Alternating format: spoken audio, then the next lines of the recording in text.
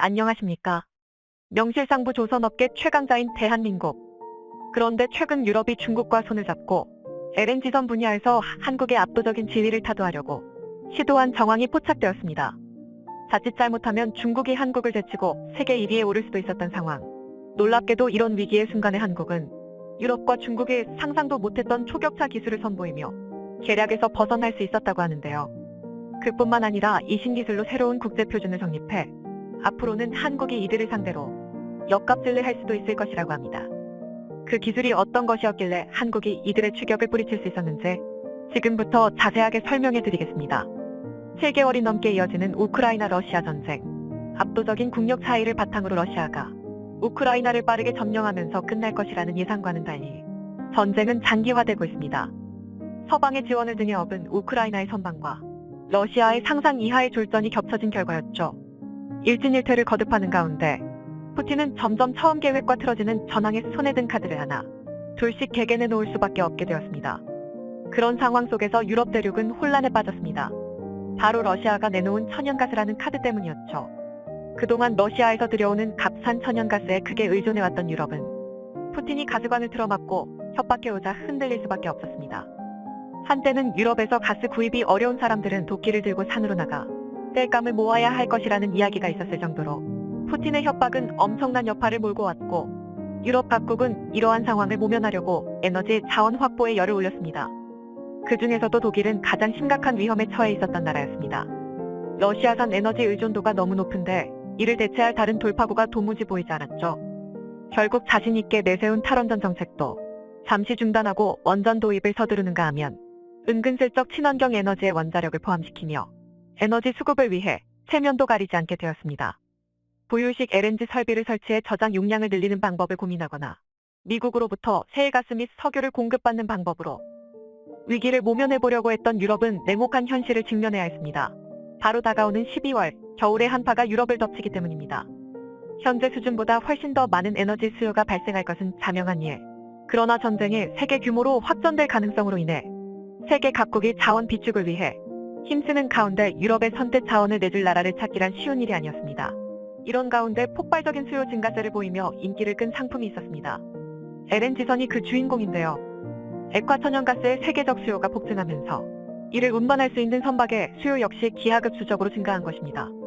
안전한 수송을 위해 상당한 기술력을 요구하고 운용할 때마다 비용이 들어가는 분야이기에 이를 빠르게 확보하는 것이 곧 나라의 에너지를 빠르게 수급할 수 있는 일과 직결되는데요. 현재 이 시장에서 가장 선두에 있는 국가가 바로 대한민국입니다. 그간 한국은 조선업 분야를 선도하면서 세계 최고 수준의 기술력을 축적했을 뿐만 아니라 천연가스 운반 노하우도 많이 보유하고 있었기에 한국의 LNG선은 국내외에서 상당한 고평가를 받았습니다. 발등에 불이 떨어진 유럽도 물론 한국 조선사에 주문을 넣으며 한국산 LNG선 확보에 나섰지만 주문을 한다고 해서 LNG선을 누구나 받을 수 있는 상황은 아니었죠. 그런 생각을 유럽에서만 한 것이 아니기 때문입니다. 전 세계 국가가 한국 조선소로 몰려와서 LNG선을 팔아달라고 하는 형국이기에 유럽 국가들 역시 예외 없이 번호표를 받고 LNG선 수주를 기다려야 했습니다. 이대로라면 발주 4년 뒤에야 겨우 실무를 받을 수도 있는 상황이었기에 겨울이 오기 전에 하루라도 빨리 LNG선 확보를 해야 하는 유럽 국가들 입장에서는 머뭇거리고 있을 시간이 없었습니다. 이를 깨달은 유럽에서는 머리를 굴리며 대책을 강구하다가 끝내는 중국을 바라보게 됩니다. 중국이라면 휠신산값에 대량의 LNG선 건조가 가능할 것으로 본 것이죠. 중국의 소수민족 문제와 관련해 미국과 발맞춰 중국을 비난해왔던 유럽이지만 발등에 불이 떨어지자 탈원전 정책을 폐기했던 것과 똑같이 가장 먼저 체면을 집어던졌습니다. 유럽은 결국 중국 조선소에 LNG선 물량 수주를 맡기기 시작했습니다. 중국 국영 조선 관계자의 말을 보도한 글로벌타임즈는 대형 LNG선 139척 주문을 받았다고 말하며 호동중화조선소의 경우 주문 폭주로 2교대 근무로 24시간 생산 라인이 돌아가고 있는 상태라고 보도했습니다. 한국에서 소화하지 못한 물량을 중국이 전량채가면서 이번 사태로 오히려 중국이 빠르게 성장할 기회를 붙잡은 것입니다. 게다가 최근 유럽에서 중국의 기술까지 지원하겠다는 발표를 하며 한국 독점의 조선 시장에 제동을 거는 모습을 보였습니다. 그 시작은 바로 프랑스 기업 GTT였습니다. LNG 운반선 제조는 다른 국가에서 함부로 흉내내기 어려운 분야입니다. LNG 운반선의 핵심 기술인 화물창이 구현하기가 매우 까다로운 기술이기 때문인데요. 급저온 화물창과 연료탱크를 제대로 만들 수 있는 나라는 손에 꼽을 정도죠. 프랑스와 한국이 그 몇 안 되는 국가에 포함되어 있습니다. 천연가스의 안전하고 효율적인 운송을 위해서는 극저온 상태로 만들 필요가 있습니다. 천연가스를 초저온 상태인 영하 163도로 만들어 액화시키면 부피가 기체 상태보다 600분의 1로 줄어들어 훨씬 많은 양을 안전하게 운반할 수 있기 때문입니다. 하지만 이 초저온 상태를 유지하면서 항해를 하려면 특수한 기술이 필요한데요. 현재 그 기술을 독점하고 있는 기업이 바로 프랑스 기업 GTT입니다. GTT는 과거 한국의 극저온 화물창 기술을 제휴해주고 그 대가로 한국으로부터 매년 거액의 로열티를 받아갔습니다. 이를 통해 LNG 선박 한 척당 100억 원에 해당하는 금액을 손쉽게 벌어가면서 국내 조선소들 사이에선 불만의 목소리가 점점 높아졌죠. 급기야 GTT는 독점 기술을 보유한 덕분에 생긴 이점을 악용해서 한국 조선소들을 상대로 갑질을 하기 시작합니다. 기술 라이선스 구입만으로 끝나는 것이 아니라 각종 테스트 및 생산 현장 감독까지 포함하는 엔지니어링 서비스를 강매한 것인데요. 만일 서비스를 구매하지 않으면 기술 협조에 불응하겠다는 자세를 취하며 한국 조선소들을 울상짓게 만들었습니다. 그렇지만 결국 기술 가진 이가 갑이었기에 조선소들은 군말 없이 GTT의 요구를 수용할 수밖에 없었습니다.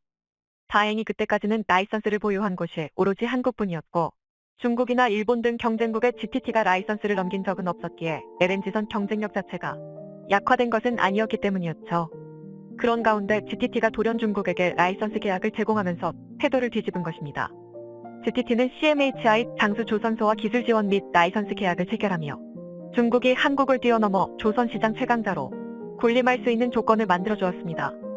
중국에게 일감이 쏠리는 것도 모자라 라이선스 공유가까지 이뤄지는 바람에 자칫 잘못하면 중국에게 시장을 빼앗길 수도 있는 상황.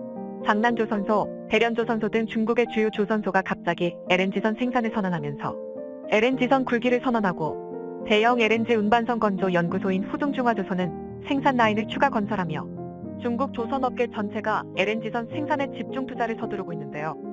결과적으로 유럽이 중국을 이용해 한국의 목을 채려드는 셈입니다. 이런 위기 상황 속에서 칼을 갈던 한국은 마침내 숨겨진 카드를 겨누며 중국과 초격차를 선언합니다. 절대 갑이었던 GTT한테까지 큰 한 방을 먹이며 압도적인 기술력을 과시했는데요. 바로 대우조선해양이 세계 최초로 고만간강 소재 LNG 연료탱크를 탑재한 초대형 원유 운반선 VLCC를 건조한 것입니다. 지금까지 극저온의 액화천연가스를 견디는 화물창과 연료탱크의 소재는 니켈 합금강, 알루미늄, 스테인리스강뿐이었습니다. 하지만 이들 소재의 경우 까까다로운 작업 공정과 높은 가격이라는 단점이 있었고 무엇보다 낮은 강도로 인해 운반 위험성이 컸습니다. 그런데 한국에서 이 모든 단점을 극복한 고만간강 소재로 연료탱크를 만드는 기술을 세계 최초로 개발하면서 기술 격차를 선보인 것입니다. 고만간강은 강철과 망간의 합금으로 망간의 비율이 11에서 15%로 높은 편입니다. 고만간강은 충격 강도와 내마모성으로 유명한 소재이지만 그 정도가 너무 심해서 가공성이 극히 나쁩니다. 그런데 한국이 이 소재로 그 어렵다는 액화 천연가스 탱크를 만들어버린 것인데요.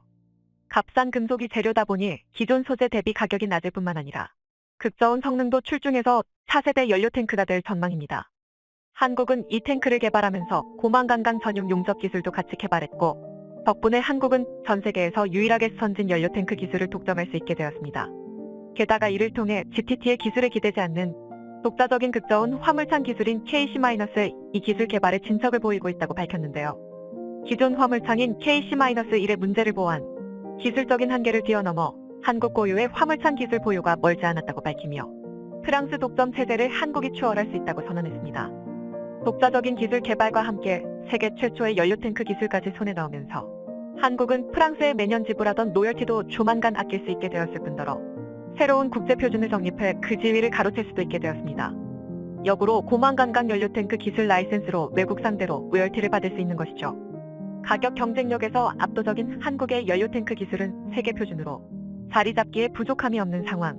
실전 테스트도 무리 없이 진행되었기에 향후 연료탱크는 한국 기술을 표준으로 한국 주도의 시장이 될 전망입니다. 당연히 중국을 앞세워 문제를 해결하고자 했던 유럽은 당황할 수밖에 없었는데요. 중국에다 기술까지 넘겨주며 한국의 목줄을 죄려고 했던 유럽은 오히려 이제까지 받았던 로열티를 거꾸로 한국에게 토해내야 할지도 모르는 상황이 되었습니다.